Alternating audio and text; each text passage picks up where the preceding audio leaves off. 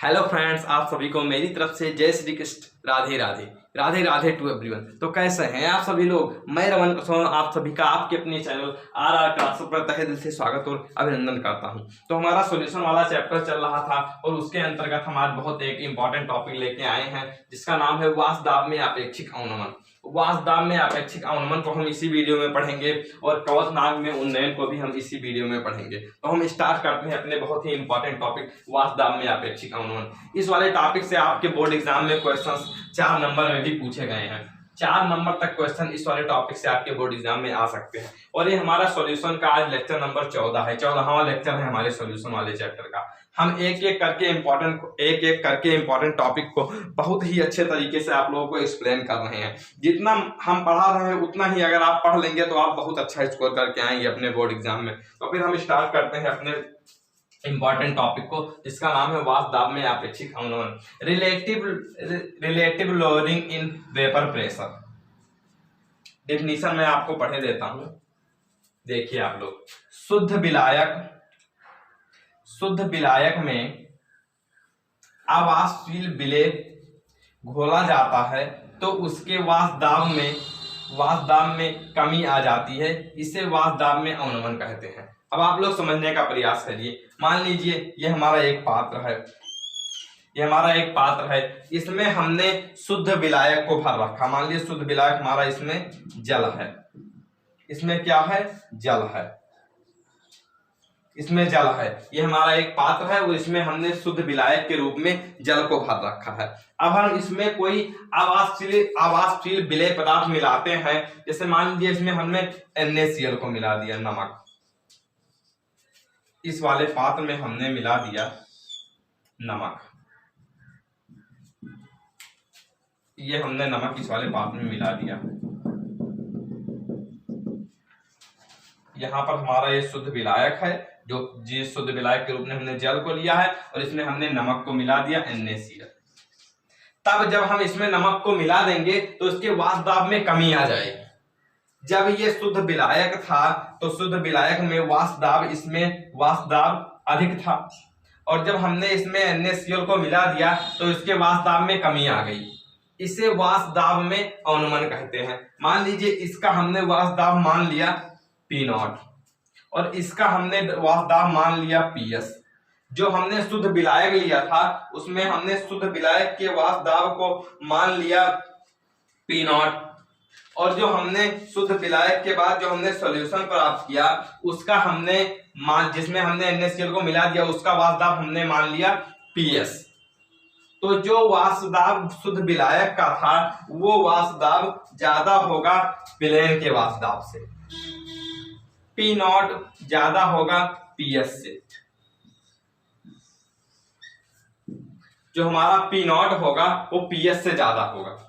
और अगर हमें इसमें अवनमन निकालना है कि वाष्प दाब में अवनमन क्या है, तो अगर हम P0 में से PS को घटा देंगे तो वाष्प दाब में अवनमन आ जाएगा।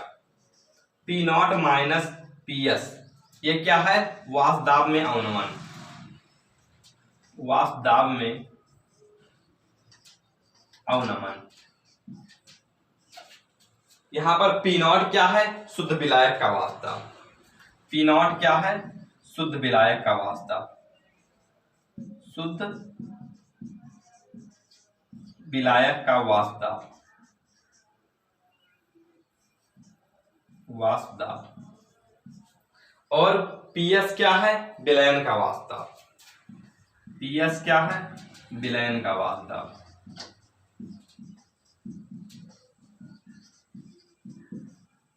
PS यहां पर है विलयन का वाष्प दाब। इस तरीके से आप वाष्प दाब में अवनमन निकालेंगे। अगर आपको निकालना है वाष्प दाब में अपेक्षिक अवनमन, ये हमने क्या बताया कि जब हम किसी शुद्ध विलायक में कोई अवाष्पशील विलेय मिलाते हैं तो उसके वाष्प दाब में कमी आ जाती है। इसे हम वाष्प दाब में अवनमन कहते हैं। अगर हमें वाष्प दाब में अपेक्षिक अवनमन निकालना है तो उसका फार्मूला होता है, वाष्प दाब में अपेक्षिक अवनमन का फार्मूला होता है P0 माइनस PS बटे P0। वाष्प दाब में अपेक्षिक अवनमन बराबर P0 माइनस PS बटे P0। ये किसका फॉर्मूला है, वाष्प में अपेक्षिक अनुमान। मैं आपको यहाँ पर अच्छे से लिखे देता हूँ इसको मिटाकर कि वाष्प दाब में आपेक्षिक अवनमन, आपेक्षिक अवनमन, आपेक्षिक अवनमन बराबर होता है P not minus P S बटे पी नॉट। इस वाले फॉर्मूले से आप वाष्प दाब में अपेक्षिक अवनमन निकालेंगे। आई होप कि आपको यह टॉपिक बहुत ही अच्छे से क्लियर हो गया होगा। मैंने आपको बता दिया कि जो पी नॉट होता है वो हमेशा ज्यादा होता है पी एस से, और अगर हमने उसमें वाष्प दाब में अवनमन निकालना है तो हम P not minus P S करेंगे। इस ये वाला formula P not minus P S. और अगर हमें वाष्प दाब में आपेक्षिक अवनमन निकालना है तो हम P not minus P S बटे पी नॉट कर देंगे, हमारा वाष्प दाब में आपेक्षिक अवनमन आ जाएगा।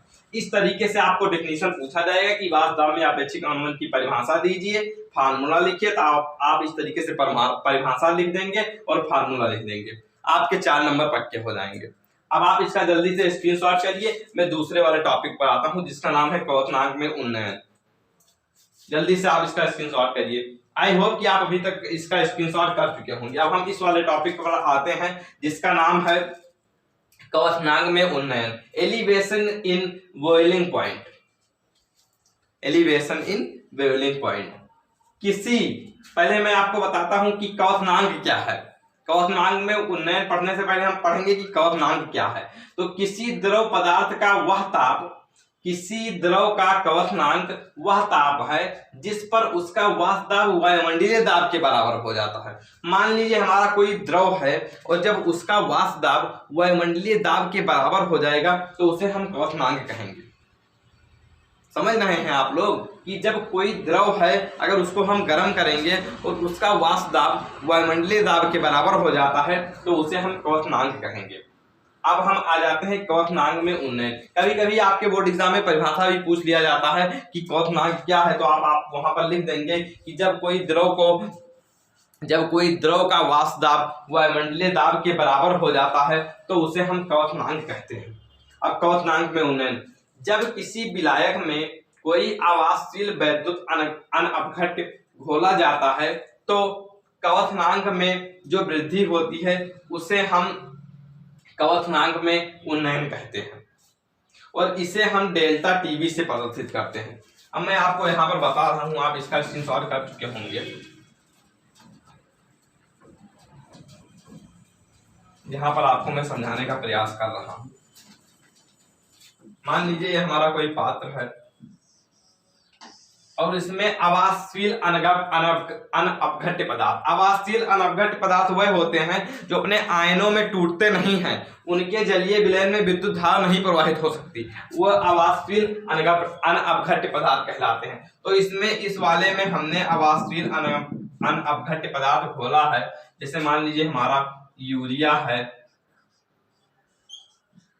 यूरिया, ग्लूकोज,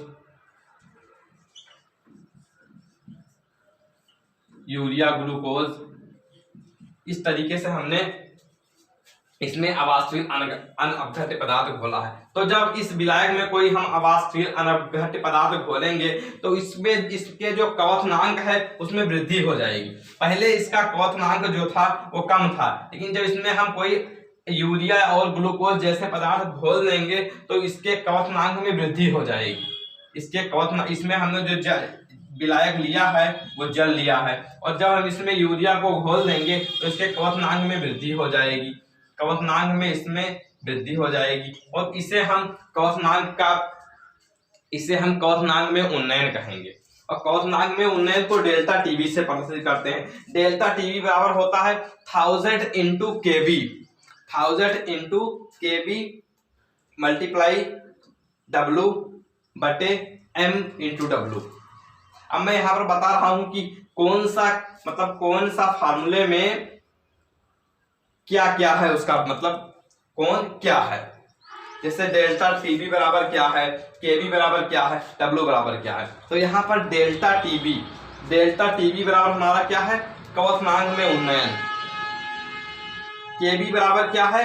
मोलल उन्नयन स्थिरांक। आपके बोर्ड एग्जाम में कभी कभी मोलल उन्नयन स्थिरांक की परिभाषा भी पूछ ली जाती है, तो मैं आपको बता देता हूं मोलल उन्नयन स्थिरांक की परिभाषा। पहले आप देख लीजिए कि और सारे टॉपिक इसमें क्या क्या है। W क्या है यहाँ पर? Small w। स्मॉल w क्या है यहाँ पर? विलेय का भार। स्मॉल m क्या है? विलेय का अणुभार। स्मॉल m जो है वो विलेय का अणुभार है। कैपिटल W यहाँ पर क्या है? विलायक का भार। इस तरीके से फार्मूले में कौन सी चीज उसका वैल्यू क्या है वो मैंने आपको बता दिया। अब मैं जो मोलल उन्नयन स्थिरांक आपके बोर्ड एग्जाम में कभी कभी पूछ लिया जाता है और बहुत इंपॉर्टेंट टॉपिक भी हो जाता है, कभी कभी वहां पर क्वथनांक में उन्नयन ना पूछकर मोलल उन्नयन स्थिरांक की परिभाषा पूछ ली जाती है। तो जब किसी विलायक के 1000 ग्राम में, जब किसी विलायक के 1000 ग्राम में किसी विलेय के किसी विद्युत अनअपघट्य का 1 ग्राम अणु मिलाया जाता है तो उसके क्वथनांक में वृद्धि हो जाती है, जिसे मोलल उन्नयन स्थिरांक कहते हैं। फिर से एक बार आप सुनिए कि जब किसी विलायक के 1000 ग्राम में किसी विद्युत अपघट्य के 1 ग्राम अणु को मिलाया जाता है तो उसके क्वथनांक में वृद्धि हो जाती है, जिसे मोलल उन्नयन स्थिरांक कहते हैं। इस तरीके से डिफिनीशन आप कॉपी पेन लेकर ही बैठिए क्लास देखने के लिए, और जो डिफिनीशन मैं अपने मुख से बता रहा हूं वो आप अपने कॉपी में नोट करिए। जो मैं यहाँ पर लिखा हूं वो तो आप एक चीज नोट कर सकते हैं अपने कॉपी पे, जो मैंने यहाँ पर नहीं दिख रखा है मैं आपको बता रहा हूं वो भी आप अपने कॉपी में नोट करिए। आई होप कि आपको यह टॉपिक बहुत अच्छे से समझ में आ गया होगा। इस वाले टॉपिक पर न्यूमेरिकल भी पूछा जाता है कि क्वथनांक में उन्नयन बताइए, तो आप फार्मूला अच्छे से लिख देंगे, उसमें क्या वैल्यू है, क्या कौन सा है वो मैंने आपको बता ही दिया। आप वहां पर देख लेंगे विलेय का भार कितना दिया हुआ है, विलेय का अणुभार कितना दिया हुआ है, विलायक का भार कितना दिया हुआ है, और डेल्टा टीबी आप क्वथनांक में उन्नयन आपको निकालना रहेगा, ये आप वहां पर निकाल लेंगे, और केबी का मान आपको वहां पर दिया रहेगा। आई होप कि आपको यह लेक्चर बहुत अच्छे से समझ में आया होगा। अगर आप हमारे वीडियो में पहली बार आए हैं तो आप हमारे वीडियो को लाइक करिए, चैनल को सब्सक्राइब करिए और बेल आइकन को दबा दीजिए, जिससे हमारे कोई भी आने वाले वीडियो के नोटिफिकेशन आपके पास सबसे पहले पहुंचे। अगर आप चाहते हैं कि आपके फ्रेंड्स भी इस तरीके से केमिस्ट्री पढ़ें तो आप उनके पास भी शेयर कर सकते हैं। आई होप कि आपको यह वीडियो बहुत अच्छे से समझ में आया होगा। तो मिलते हैं फिर नेक्स्ट वीडियो में। Thank you so much.